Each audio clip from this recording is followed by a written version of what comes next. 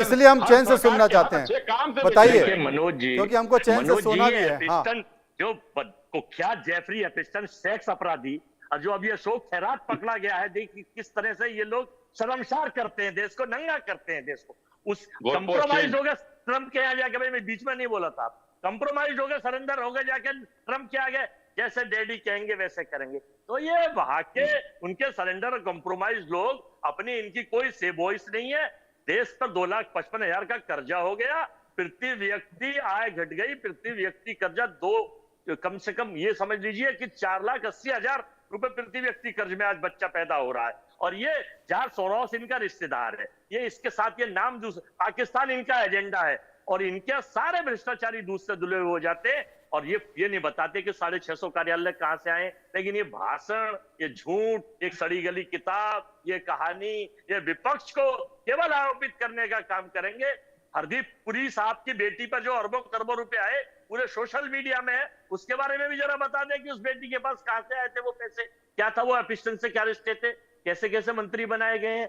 सुब्रमण्यम स्वामी क्या कह रहे हैं, मधु किश्वर क्या कह रही है, इस पे मेरी कोई बहन बोलने को तैयार नहीं है, ना कोई चैनल उस पर चर्चा करता है कि मधु किशोर का इंटरव्यू दिखा दे, सुब्रमण्यम स्वामी का दिखा दे।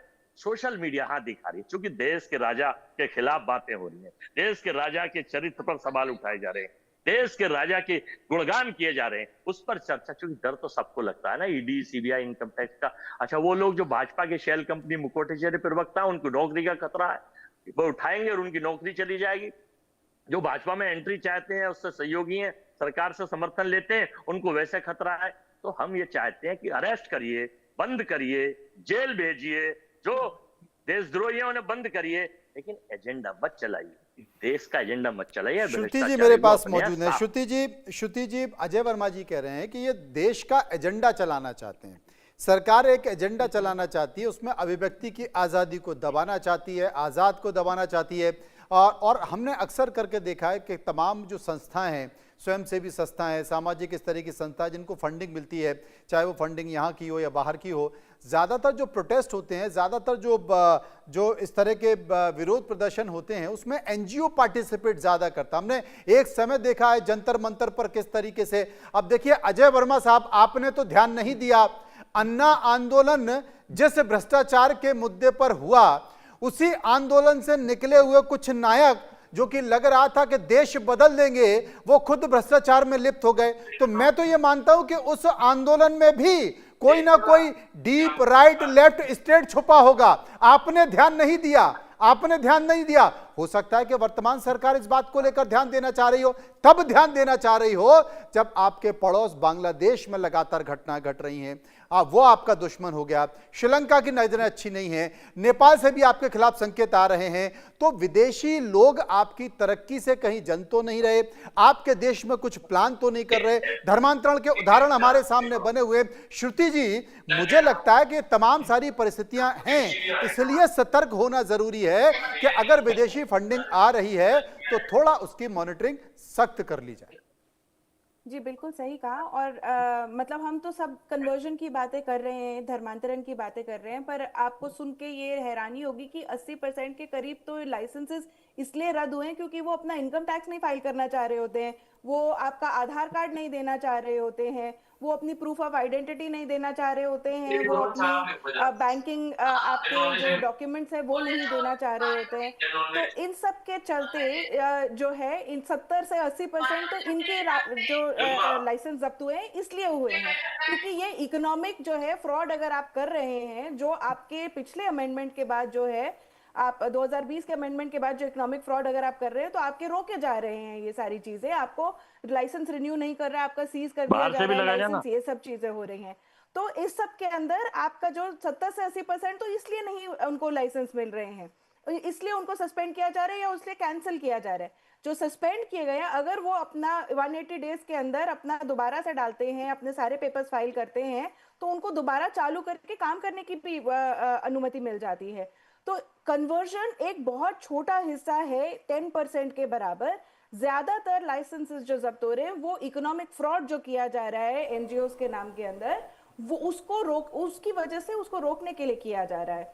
अब अगर इसमें देखा जा रहा है, इसके अंदर आप एप्स्टीन का लेफ्ट टर्न घुमा रहे हैं, इसके अंदर आप बाकी सब पूरी साहब की बेटी और ये सब लेकर आप बात करना चाह रहे हैं, ये अलग कॉन्वर्सेशन है। इसके अंदर जो मेरे हिसाब से ऑपोजिशन को मांगना चाहिए वो ये है कि जो आप एक्सटर्नल अथॉरिटी बिठा रहे हैं, वेस्टेड अथॉरिटी बिठा रहे हैं, जो सीज्ड प्रॉपर्टीज जो होंगी उनको फिर आगे गवर्न करेगी, वो फिलहाल आपके सेंट्रल गवर्नमेंट के अंदर आने वाली है इस अमेंडमेंट के थ्रू। उसके ऊपर एक ओवरसाइट कमेटी अगर मांग लेगी तो सबके जो शंकाएं हैं वो दूर हो जाएंगी। लेकिन वो ये ओवरसाइट कमेटी मांगने की बजाय इसको वापस लेने का जोर दे रहे हैं, प्रोटेस्ट कर रहे हैं। क्यों? क्योंकि उनको भी पता है ये जो पैसा आ रहा है वो नेपाल के अंदर भी इसी तरह से यूज किया गया, वो आपके वेस्ट बंगाल के नेबर जो हैं बांग्लादेश, उसके अंदर तो वो शेख हसीना चिल्लाती रहेगी कि पैसा बाहर से आ रहा है, मेरे देश को काट के क्रिश्चियन नेशन बनाने की कोशिश की जा रही है, उसके लिए बोलता रहे। इसी जो आपके आंदोलन के चलते श्रीलंका ऑलमोस्ट हमारे विपरीत चला गया था, बड़ी मुश्किल से उसको चाइना के ग्रिप से उठा के वापस फ्रेंडली नेशन बनाया गया है। तो ये जो फॉरेन फंडिंग है इसको देखा अगर नहीं जाएगा और इसके अंदर होता हुआ इकोनॉमिक फ्रॉड को आप नहीं एड्रेस करेंगे तो किसी भी एनजीओ के ऊपर आपको डाउट ही हमेशा पैदा होता रहेगा। बिल्कुल होता रहेगा। और मैंने देखा है, अंबर जैदी मेरे साथ मौजूद हैं। अंबर जैदी, मैंने देखा है कि बहुत सारे ऐसे एनजीओ हैं। श्रुति जी से एक सवाल प्लीज, उसके बाद अंबर जी हमारी बहन है, बोले कर लीजिए। देखिए विदेशी मामलों की समय आना चाहिए अजय भाई। विदेशी मामलों की जानकार हैं अश्विनी जी, विदेशी मामलों की जानकार हैं, अच्छी बात है, लेकिन हमारा देश तो विश्व गुरु है, तीसरी बड़ी अर्थव्यवस्था है, हम 56 इंची हैं। हमारी देश की तुलना बांग्लादेश, पाकिस्तान, श्रीलंका से क्यों होती है? चाइना, अमेरिका, तुलना नहीं कर रहे सर, आप बड़ी विनम्रता से कह रही हो, तुलना नहीं कर रहे हैं। ये हमारे नेबरिंग नेशंस हैं, हमारे नेबरिंग नेशंस में जब आग लगती है उसकी लपट में हमारे देश को आ सकता है। इसको समझ नहीं पा रहे हैं शायद आप। देश की सरकार की समझना नहीं चाह रहे हैं, समझना नहीं चाह रहे हैं। समझ में सब आता है लेकिन समझना नहीं चाहते हैं। नहीं बोल रही हूँ, मैंने आपको इनफैक्ट एक ऑपोजिशन के लिए एग्जैक्ट पॉइंट दिया है। प्रधानमंत्री जी की तौहीन कर रही है आप, छोटे देशों से। अजय जी, श्रुति जी को कोई चुनाव नहीं लड़ना है, श्रुति जी को कोई चुनाव नहीं लड़ना है, श्रुति जी को कोई किसी राजनीतिक पार्टी का टिकट नहीं चाहिए, वो अपने एक्सपीरियंस के आधार पर ये बोल रही हैं। अंबर जैदी मेरे साथ मौजूद है। अंबर जी, मैं ऐसे बहुत से लोगों को जानता हूं जो इस तरह की सामाजिक संस्थाएं चलाते हैं, जो सुदूर इलाकों में, आदिवासी इलाकों में काम करते हैं, ग्रामीण इलाकों में काम करते हैं, पिछड़े इलाकों में काम करते हैं, और यकीन मानिए कि कई सालों में उन्होंने इतने बड़े बड़े अपने अंबार खड़े कर दिए, इतनी बड़ी कोठियां खड़ी कर दी, इतनी गाड़ियां खड़ी कर दी, विदेशों से फंडिंग उनके पास आती है, वो दिखाते कुछ है और होता कुछ है। इसलिए मुझे लगता है कि निगरानी भी जरूरी है ना, जो पैसा जिसके लिए आ रहा है वाकई वो खर्च हो रहा है या नहीं हो रहा। इसके ऊपर सवाल नहीं पूछा। भाई साहब बोलने दीजिए बहन को भी, ये सारा समय मेरे ही समय पे आप बोलेंगे। 600 कार्यालय भाई साहब अजय वर्मा जी उसके बारे में सवाल नहीं पूछा गया। 1200 करोड़ का एक कार्यालय दिल्ली में बना है, मैं समझ में नहीं आता कि इसके ऊपर कभी चर्चा नहीं होती है। मेरे समय पे बोल रही है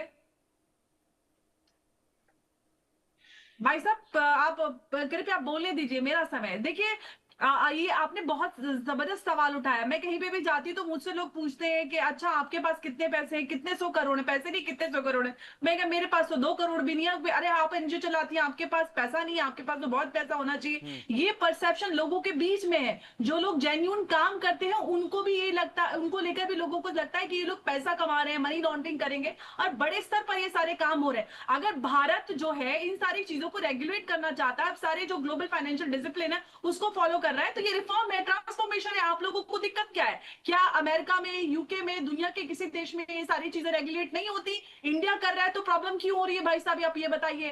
चैरिटी के नाम पर आप फॉरेन इन्फ्लुएंस को या फॉरेन पॉलिसी जो दूसरे में हो रही है हम उसको यहाँ पर तो नहीं चलने देंगे ना। इंडिया सॉवरेन है, स्पॉन्सर्ड नहीं है। क्लियर मैसेज है। अगर आप हमारे देश में फॉरेन एजेंडा चलाएंगे और सोशल वर्क की आड़ में अगर आप देश तोड़ने की चाहत रखते हैं तो ये तो बिल्कुल नहीं होगा आज के 2026 में। ये सारी चीजें बहुत बार हो चुकी है, बहुत ज्यादा हो चुकी है और लगातार हो रही है। यहाँ तक कि जो हमारी सबसे ज्यादा सेक्युलर माने जाने वाले संस्थान हमारी जुडिशरी तक इन सारी चीजों को ऑब्जर्व कर रही है और स्टेट गवर्नमेंट्स को लगातार नोटिस कर रही है कि भाई आप इस चीज पे ध्यान दीजिए। राज्यों की जो कल्चर है, जो डेमोग्राफी है, वो खतरे में, आप इस पर ध्यान दीजिए। खासतौर से जो हमारे सीमावर्ती राज्य हैं, आप विपक्ष में बैठे हैं, बहुत अच्छा काम है, आप जो मूल मुद्दे हैं, इंपॉर्टेंट मुद्दे हैं, उन पर सवाल उठाए। लेकिन ये कहां की बात आ गई कि आप बिल्कुल आप देश की जो सुरक्षा है और जो सारी चीजें उनको आप बिल्कुल दरकिनार कर देते हैं, देश विरोध में खड़े हो जाते हैं। मुझे तो समझ में नहीं आता कि किस तरह की बात हो रही है। डिबेट कोई एनजीओ वर्सेस गवर्नमेंट नहीं है, ये डिबेट है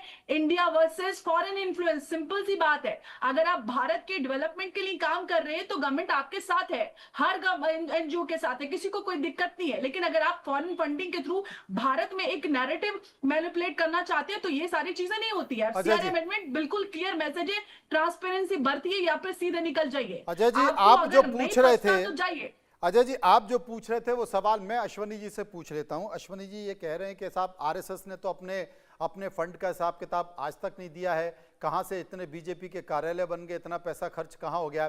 पहले वो घर में तो झांक कर देख लें, बाहर की बात बाद में कर लेंगे।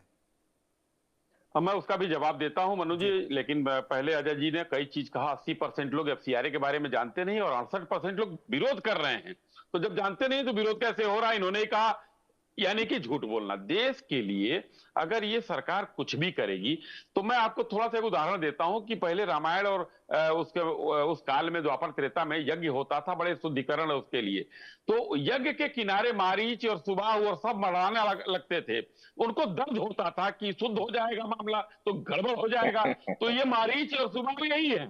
ये लोग जो है बिलबिलाना शुरू। इन्होंने कहा सोरेश हमारे चचा है, लेकिन इनकी जो मालकिन है मैडम सोनिया जी, नौकरी उनको वो करती थी वाइस प्रेसिडेंट उसके एसपीएल एपी में। बाकी का दूसरे सवाल का जवाब और दे दीजिए, समय खत्म हो रहा है। बस दे रहा हूं जी। जो इनका कहना है कि हमने कहा कि हमने एक पैसे का चरण छूटे हैं। आशाराम बापू को नहीं बोलेंगे एनजीओ पे, उनकी एनजीओ की जांच नहीं होगी।